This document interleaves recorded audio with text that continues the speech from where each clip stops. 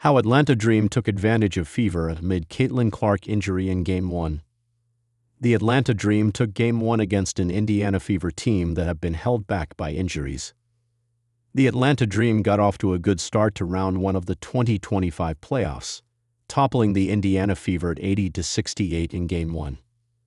Forward Rhyne Howard and guard Allisha Gray led the way for the Dream with 20 points each, while forward Naz Hillmon and center Brionna Jones rounded out Atlanta's core four in terms of scoring.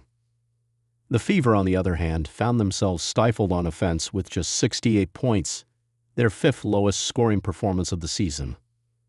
The Fever limped their way through the end of the regular season and into the playoffs, entering Sunday's game with 6 players out on the injury report.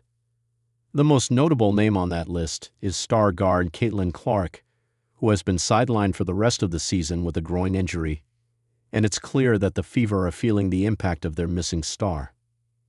Clark makes a noticeable impact on the Fever box score when she's on the court. The Fever averaged 87 points with Clark playing in 2025 compared to 83 points without her, which has been a much larger sample size as the former Iowa Hawkeye has been riddled with injuries in her sophomore season and appeared in just 13 games. How the Fever's offense struggled in Clark's absence. The Fever shot 34.9% from the field in Sunday's loss to Atlanta and found themselves stifled by the physical defense of the Dream. Indiana especially struggled from three-point range, one of Clark's notable features, shooting just 13.3% from the field. A key component of Atlanta's shooting defense in Game 1 was the way they zeroed in on Indiana's remaining go-to shooters. With Clark and so many other potential offensive threats missing from the game, the Fever were left with less versatility and more predictability when it came to passing and taking shots. I think being able to stop them from getting second chances is really what we keyed in on, Howard said, via WNBA. We know who they want to go to.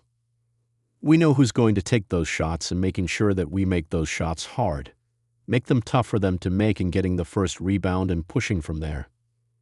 With the Fever so short-handed, the majority of the scoring fell to guard Kelsey Mitchell, who scored a playoff career-best 27 points while shooting 50% from the field.